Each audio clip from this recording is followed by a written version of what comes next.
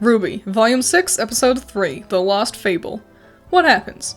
Jin explains that Salem used to be a normal woman back when there used to be magic in the world. She had been trapped in her father's castle until a hero named Ozma rescued her. The two fell in love, but he unfortunately died soon after. Salem sought out the help of the God of Light, asking for the return of her boyfriend, but to no avail. So instead she tried to ask the God of Darkness. He initially agreed to bring Ozma back, but changed his mind after learning Salem had gone to his brother first. The gods made Salem immortal in hopes that it would help her learn the importance of life and death. After a few suicide attempts, Salem then used her immortality to gain the allegiance of the world's leaders and lead an attack against the gods. The God of Darkness reclaimed the magic he had bestowed upon the people and proceeded to annihilate all human life on the planet. The gods left, shattering the moon in the process, and leaving Salem alone in the world. With nothing but animals and Grimm to hang out with, Salem attempted to kill herself by jumping to a puddle of evil goo. Unfortunately, all that did was make her look edgier. Meanwhile, Ozma found himself floating around without a background as the God of Light tasked him with collecting the relics. Gathering all four will summon the gods back to the planet, where they will then judge humanity. If judged positively, the gods will return and bring magic back with them. If judged negatively, they'll wipe out the planet. Learning that he'll be able to see Salem again, Ozma agreed. People are back and faunas are a thing now too, somehow. Ozma too found Salem, and the two decided to use their magic to feign divinity together. With their successful reign, Ozma 2 and Salem started a family, but Oz 2 began to question their actions with Salem's increasingly sinister demeanor. Oz 2 tried to run off with his daughters, but gets caught, leading to the children's demise and the end of the marriage. Ozma then spent multiple lifetimes being upset as RWBY tells us the goal of, we have to destroy Salem. However, after obtaining the lamp, Oz learns that Salem can't be destroyed, and we transition back to the present as the episode ends. Locked away by her cruel father, Salem was a girl who desired but one thing: freedom. God in the tower, I'm reaching out, please tell me what to do. Why was Salem locked up? Did her dad just not want her to go outside? It's interesting that the past seems to operate on fairy tale logic like that. I'm surprised we don't hear about Ozma having a wicked stepmother and some character getting maimed by plant life somehow. Why can't Salem escape? She's got a giant window to leave out of, and magic. Use wind to fly, use earth to make stairs. If you're gonna tout magic as this super special, really important, and strong shit, then let us actually see that. On that note, this really does feel like magic. In a world where maiden powers just seem like a semblance, these glowy orbs really do feel special and unique, so good job on that. That awkward moment when you go in to save a girl because of a sense of justice and not to date her, but then you end up dating her anyway. The two fell deeply in love, planned adventures around the world, and lived happily ever after. Or at least, that's what should have been. Oh. These sets are so pretty. They look luscious and colorful, and I can't stop looking at these skies. RWBY sets tend to leave a lot to be desired, but this episode is knocking it out of the park. I hope they continue to put this much life into the locations for future volumes. This background music does a good job selling the god's divinity. It sounds mysterious and powerful. 10 out of 10. Why aren't there offerings and stuff for the God of Darkness? I mean, like, he made all the bad shit in the world, but from what we see, he doesn't appear to be malicious or anything. Why wouldn't people give him offerings to persuade him to keep the destruction and stuff away from them? Here's some flowers. Please don't let my boyfriend get sick. Kind of a thing. How did the God of Light know Ozma had been brought back? Is there a tally of all the dead people and he saw it go down and deduced, my brother's breaking the rules? This is not creation. Actually, that's like the definition of creation, but whatever. Just because the God of Darkness didn't use flowers and sparkles, that means it doesn't count, I guess. You know, it's really fucked up how the gods don't care about Ozma during all this. Oz is dying and being forced back into existence over and over again, and neither of the brothers seem to care that it's probably fucking with him. I don't want to start any blasphemous rumors, but I think that God's got a sixth sense of humor. It implies that the gods only see humans as things to play with. They don't care about their feelings or well-being, they just want to see how humans interact and expect to receive their praise. The gods seem to see humanity like a game of The Sims. And even more interesting is Salem. She also doesn't care that Ozma's not having a great time playing jump rope with the threshold of life. Even now, before she's jumped into the puddle of evil, Salem is a villain. She's being selfish about Ozma's life without considering him or his feelings. When I first watched this episode, I had assumed Salem would at some point say something like, "Stop it! Stop hurting him like this!" to the gods. But she doesn't. She just gets mad and insists on being given her boyfriend back. It's a good example of having a villain without also having them simply crave destruction and shit. If the God of Darkness can transform into his dragon state on screen, I hope that means someday Crow will be able to turn into a bird on screen too. Because watching the animators have to awkwardly force him behind things or just out of frame to hide his transformation is starting to really lose its charm. Making Salem immortal to try to get her to learn about the importance of death is a really unique and cool idea. Immortality eventually leads to the character wishing for death. We even get to see Salem go through that phase. It should have been a good learning tool for her, and Salem's shift into using it to try to get what she wants not only feels accurate to her very selfish character, but is also a fun use of this newfound power. Great job. It's weird that none of Salem's self-inflicted wounds leave any scarring or blood on her clothes, especially since we see that RT are very much not afraid to have blood in the show later in the volume. Salem's plan to turn people against the gods is really neat, and I like that while this fable uses a lot of tired tropes, like Salem being trapped in the castle, it also features some of the most unique and well thought out writing of the show. Why feature this archer girl watching Salem walk up just to have her warp in front of the group in the very next shot? You have all these unique character models and you don't pay attention to how you have the same one front and center for 2 sequential shots? Do these people have semblances? They all just fire arrows and magic, so I assume no. Does that mean semblances only became a thing in the second run on humanity? Why? Does that mean aura's not a thing here too? Would that mean Salem doesn't have a semblance or aura now? And then Salem learned that just because something is fallible, that doesn't mean it isn't also almighty. These matte paintings are so pretty. You do not understand. There is no one left. Way to go, guys. A small group of assholes ruins humanity for everybody. Ugh. This planet was a beautiful experiment, but it is merely a remnant of what it once was. I get it! It's called Remnant now! That's clever! On that note though, I'd like to see more of the ancient architecture from this pre-Salem era. The structures in the forest is a good example of that, and I'd like it if the team came across these remnants of the past more often. Why does the God of Light just powder away, but the God of Darkness has to fly off back to his home planet? Like, if it's just an excuse to break the moon, why not have both brothers fly away? I wonder if this was always the plan for the Broken Moon. It's featured a lot, and Monty had sort of alluded to maybe having a reason for it being broken before he passed away.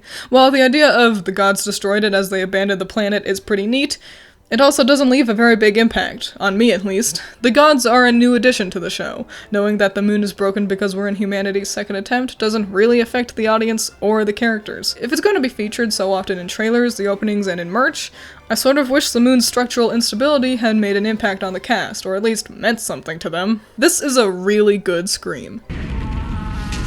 This whole part of Salem being alone and jumping into puddles really feels like an afterthought. The sets look cheap, the Beowulfs walking around in the background look goofy, and just sort of feels like Miles and Carrie wrote out their story about Salem, and then realized they had to give her a reason to look like a Grimm and threw this in. And this is ultimately my least favorite part of the episode. Salem was blatantly already not a hero before jumping into the goo. There's no need to give her a villainous makeover, an excuse for her to be considered evil. I already didn't want Salem to win when she was just a selfish human. Forcing her to become a being who desires nothing but destruction undermines how well they'd made her a bad guy before now. This force of pure destruction could not destroy a being of infinite life. Instead, it created a being of infinite life with a desire for pure destruction. This is the clunkiest line in the whole volume. Colleen Clickenbeard is doing her best, but it's just really redundant and awkwardly worded. The God of Light's kind of an asshole, and I appreciate that. Blaming the destruction of humanity on just his brother while implying he had nothing to do with it is a jerk move. I like that while the idea of 2 brothers, 1 light, 1 dark is tired as balls, the characterization of the 2 helps make it a bit more unique. The Brother of Darkness appreciates humans who ask him for help. The Brother of Light seems like a better-than-you prick. It's not all black and white, which is cool. However, without our presence, they will be but a fraction of what they once were. I don't know, they seem pretty complete to me. They can create, they can destroy, they can make choices, they can gain knowledge. It just seems like the God of Light is putting himself on a higher pedestal than he should. So, collecting the relics will bring the gods back, where they'll judge humanity. If everyone's cool with each other, the gods will stay and give magic back to the people. If people are fighting, though, the gods will wipe out the planet. That is a lose-lose proposition right there. First of all, these are really unfair conditions. Ozma has to achieve world peace if he wants to do this without obliterating humanity again. Magic is also totally unnecessary. This world has technology now. You don't need to be able to shoot a fireball at a guy, you could just shoot him with your gun. The advanced weaponry of current-day Remnant renders magic moot, especially since we only see characters use magic for combat. The world has moved on to where there are airships and scrolls and robots. These characters don't need the ability to shoot glowy projectiles from their hands. And the gods returning also seems super useless. Crow mentions there are a lot of different religions in Remnant, which I wish we'd see more of that, honestly. So all of those people learning their beliefs are wrong aren't gonna just accept the brothers with open arms. And even if they did, now what?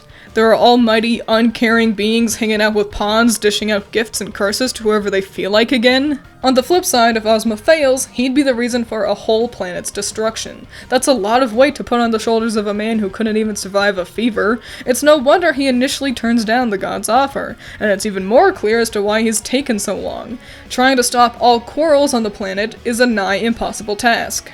Why'd Ozma get picked anyway? Is it because he's blatantly the hero of this tale? I honestly assume it's because he's Salem's boyfriend. I'm betting the gods are banking on Ozma being able to teach Salem the importance of death. Or that, since she can't be destroyed, that the solution is the heroes need to use love to defeat her. Or at least, I hope that's the plan. Otherwise, the gods just asked the immortal evil lady's boy toy to be in charge of choosing humanity's Judgment Day by coincidence. Okay, so I feel like we missed some important things here. How did humanity come back? How long did it take? How long has humanity been back before Ozma returned?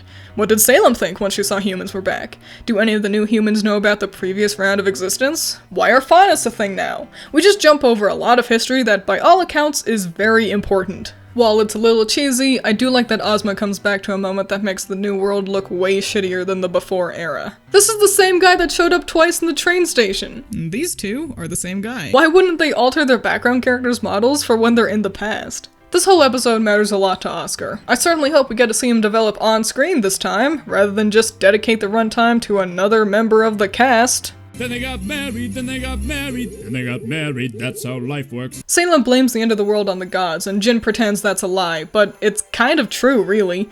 The gods were the ones who got bitchy about a small group of humans attacking them. Salem may have led the charge, but it was very much the gods' decision to do the full wipe. The way they crush and distort this Nevermore is super grotesque, and I love it. How can they fly? Are they using the wind magic? Cause Salem could have just flown out her window and none of this would have happened. If Salem and Ozma 2 amassed a following, why haven't we seen any of their worshippers in the show? Even with Ozma 2 gone, Salem is still very much around. Them breaking up wouldn't also eradicate their followers. I'm assuming Tyrion is one of those followers, hence why he calls Salem his goddess, but by all accounts there should be way more. By feigning divinity, Salem has presented herself as a real, readily available god. Word of a woman who you can talk to and is also godlike should have spread like wildfire. By all means, it seems the Church of Salem should be the default on Remnant, since there's living proof of her being real. But instead, the show presents this faked religion, and then once it comes time where the two split it off, the worshippers just vanish. Why? Why doesn't she continue her godlike charade? Why does she run off and hide in the evil goo area? Why make these characters worshipped just to immediately rescind that? If Salem is a being that craves pure destruction, why would she be happy with having kids? Doesn't that go against her new totally evil bullshit from the goo? Okay, so this is really confusing. So their daughters have magic, and all appear conveniently color-coded for the 4 seasons. So when I first watched this episode, I thought that meant Osmond had lied about his maiden story. I assumed that he had made the story up of the old man and 4 sisters, and that the original maidens were actually his daughters. But then my friend suggested the idea that his daughters weren't the maidens and that his story was still true, making the argument that those 4 sisters had reminded him of his daughters, and that's why he gave them some of his magic. And the show is kind of unclear about it. Like, why else would they take the time to show us the girls have magic? Why else would they have given them 4 daughters? Why else would they have them all be different colored for the seasons? I don't know, and I wish it was more clear on if these girls were the actual origin of the maidens or not. That awkward moment when your girlfriend alludes to killing off all humans and maybe replacing them with a world of your children.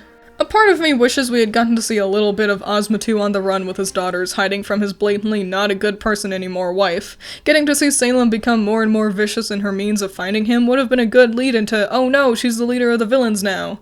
But that's sort of just a personal point. It's not bad as it is. That being said, outright attacking your hubby for disagreeing with you and slaughtering your children is also a good step towards big bad status, and the fact that she doesn't really seem to care is another big step in that too. Side note, I do wish Ozma 2 was crying during the aftermath of their fight. It would help show the juxtaposition between the two. He's sad about the loss of his family, she's just mad her boy toy didn't do what she wanted. But maybe that's just me.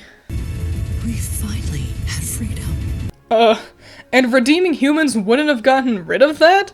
After going through so much shit to get her boyfriend back, you'd think Salem wouldn't have been so quick to murder him again. Does that mean she's learned that death is important because it gets rid of people you're not fond of?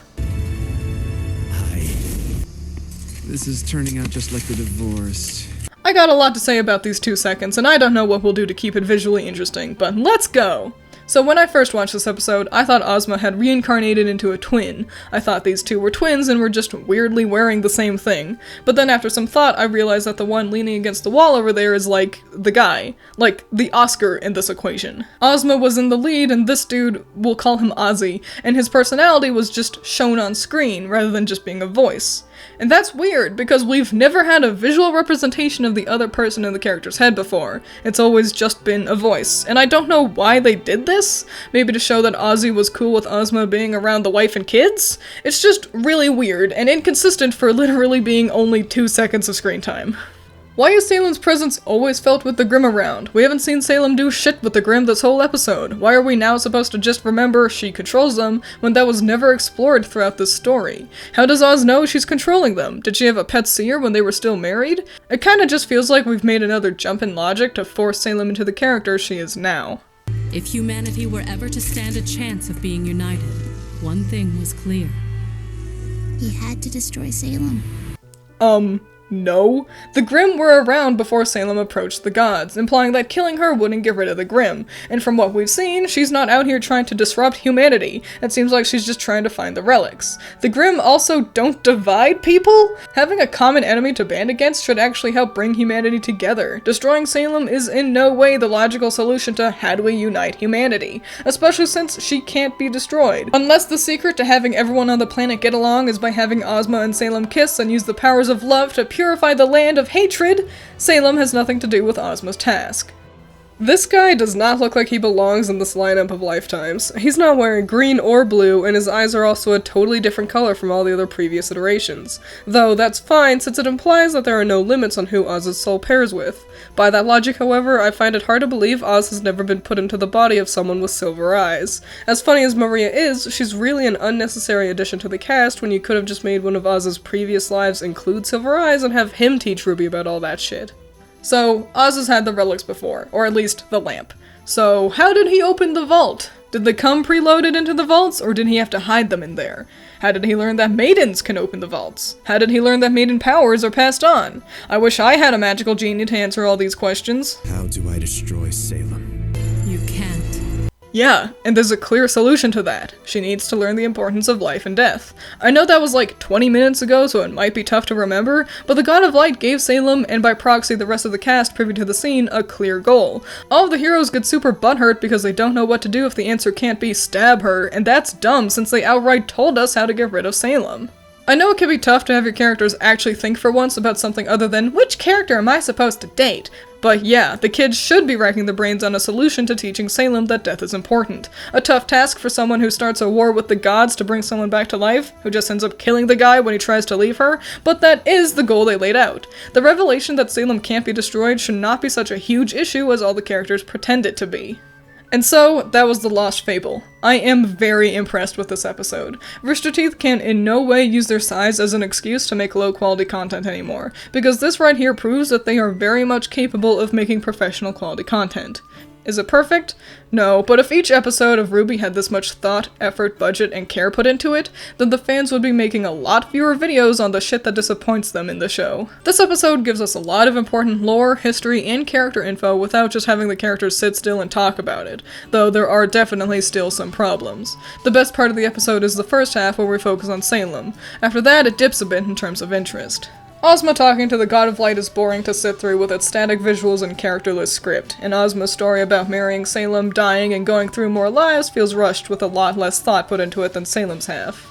And the episode makes a lot of leaps in logic to force the timeline of events. They have Salem jump into evil goo just to have it only change her appearance while her character remains the same. We skip over the restart of humanity and how that affected Salem. Salem just suddenly is so upset with Ozma that she'll attack him and their children out of nowhere. Everyone just decides Salem's gotta die so they can win, even though we've seen no sign of that being the logical train of thought throughout the story. When it comes to setting up the real plot, RT stumbled a bit, but luckily the first half of the episode is still very good and helps support the less than amazing second half. The animation, music, set design, and performances are all stellar, and it all culminates in a surprisingly unique story. It isn't just a woman-scorned tale, there's a lot more to it than that. From Salem choosing to ask the gods to get her boyfriend back, to her twisting their curse to her advantage, to the destruction of all human life, it's not like anything I've seen before, and I'm impressed with that. I hope RT realizes that, even though it has its faults, they've made a real good episode here. So good that a friend of mine who only watches RWBY casually was convinced to try out their first membership after watching this episode. Now I hope Roosterteeth can look at how good their product can be when given the proper resources, and will start to put in that same amount of effort into the rest of the show to come. Can't you just kill him with your kindness? Can't you just be like, nice hair? Hey, remember that one time I either accidentally deleted one of the audio files or just skipped the paragraph when I read it the first time, and then I had to re-record that paragraph when I'm suffering heavily from allergies, and so I'm definitely gonna sound different for just a couple sentences there. Oops. To learn about the importance of life and death is really unique, and I didn't say that well. People are back and faunas are a thing now, somehow. What? I'm gonna read that again. Meanwhile, Ozma found himself- Founds. I wrote founds.